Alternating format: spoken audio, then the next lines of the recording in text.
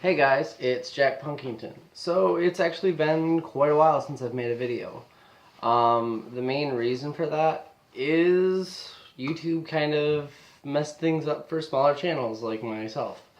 It used to be you could join the partner program and make money off of your videos as long as you met a certain criteria that was pretty lenient. And about a year ago, I started the program, and my whole thought process was, if I make a little bit of money on this, I'm just going to use it for stuff to go back into the channel. Like more pedals, a cheap guitar, smaller amps, cabs, whatever I could get my hands on that would be cool for, video stuff. And about February, they changed the program and you had to meet new criteria. And a lot of that criteria axed a lot of smaller channels like mine. So I'm no longer part of that program. I don't make any money off of my videos anymore. And it sucks. And so it kind of put me at a situation where I wasn't sure I wanted to continue making YouTube videos. I've been doing this more or less for 5 years. Now I started it as a small little hobby for being unemployed and just giving me something to do to put on my music and stuff. And it slowly got a little bit more in depth to where I would do more. I'd come up with different ideas. I'd get, stuff out there. I'd get some music stuff out there. And it was cool. And that's when I decided to really take the step in and be like, alright, if I'm going to do this as much as I can, I'm going to start making money if I can and put that back into the channel. And then YouTube changed. So that was my main reason for not wanting to make a video for the longest time. Don't get me wrong, I've tried in the last month, I think, since I posted the video, but I kind of felt like it's not good enough, or, so I just kept not making videos. That, with extra hours at my job, has been really tugging at one thing's kind of gotta go on hold right now, and that was YouTube. And it sucks because I actually really like doing this. It gets me to make videos, and it gets me to, just kind of get input and stuff. And some of my videos have gotten some really cool, input back, and I've gotten some cool advice. And other videos, not so much. When you've been doing this for so long and starting out on a really crappy camera to slowly getting up incrementally, I'm actually currently using my phone for this because my camera right now, I don't have enough time before work to charge it and use it. So I'm just making a vlog on my phone. But that being said, I want your guys' thoughts. The people that watch my videos somewhat continuously. If you like my content and you want me to keep making it, let me know. Because I will. I need the feedback and I need your guys' opinions. That being said, I do have a few kind of interesting things that I've gathered in the last month to show you guys. First of all is my new half stack. I've had it for a little bit. And it is my favorite amp I've ever owned and I've ever tried. One of my neighbors actually has the same exact amp, and every time I plugged into it, we've plugged in every guitar we could think of that we could get our hands on, that, whether it be from good quality to really crappy quality, makes it sound good. And you can plug a very bad guitar into a very good amp and get a decent sound. It's even better if it's got good speakers through it. So this is the PV3120. It's essentially very similar to the PV Triple X. It's a 3-channel, 120 watt monster tube head that PV made here in the US.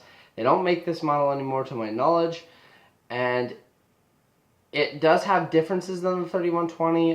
For example, I can switch between different power tubes. Right now it has got Ruby 6L6s, I think, Ruby or JJ, I can't remember off the top of my head, but you can put EL84s in it, or EL34s in it, excuse me, and it has no problem, and it changes the sound. Also has a cool tight, mid, and loose setting on the back, which I really enjoy. So it's really cool.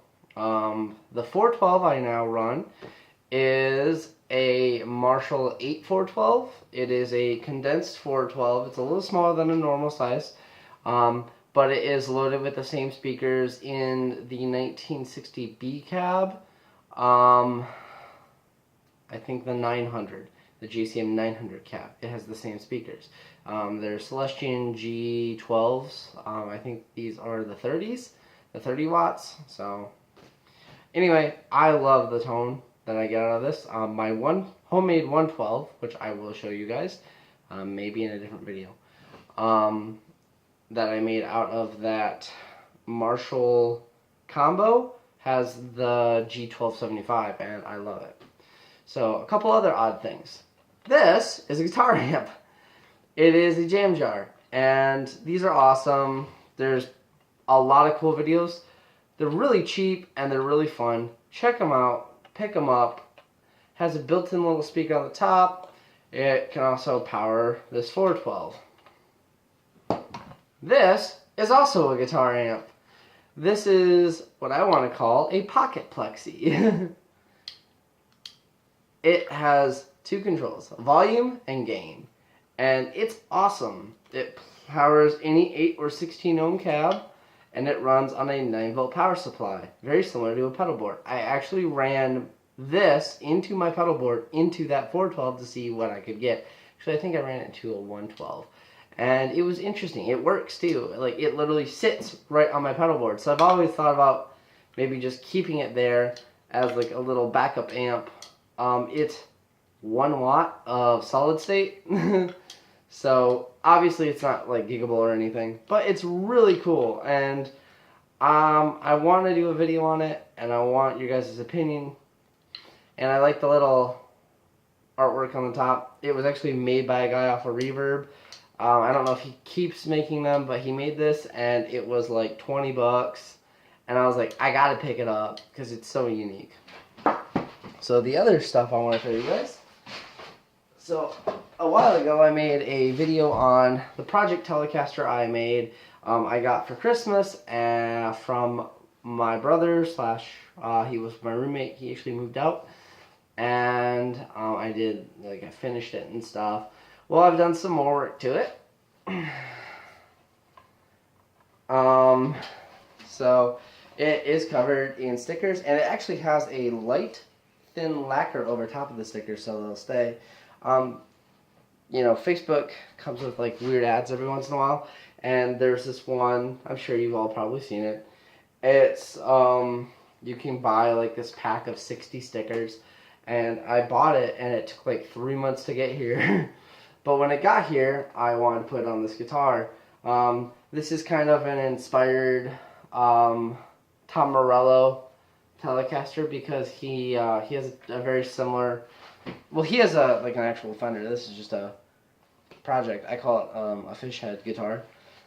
And he's just covered in stickers too, so I wanted to do it. And it's just a lot of cool stuff. I like a lot of like this one's probably my favorite. And I like the Panda, the I Love Haters. And of course my signature Death Wish, because coffee is my poison. Also, tax returns came in. That's how I was able to afford this and this.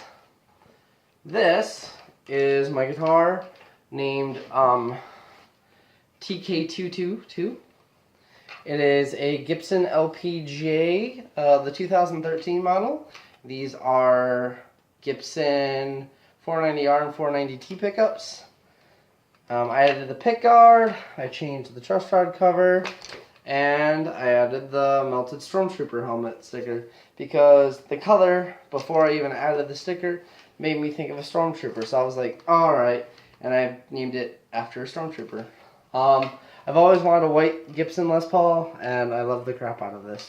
And it's much heavier than my Studio, so if you guys want a review on the Stormtrooper, let me know. And finally, something I've been wanting to do for a very long time.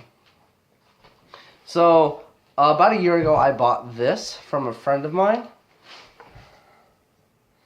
And this is my 1979 Gibson Explorer. And this thing has been riddled with problems. Out of every guitar I've ever owned, this thing has given me the most problems with wiring.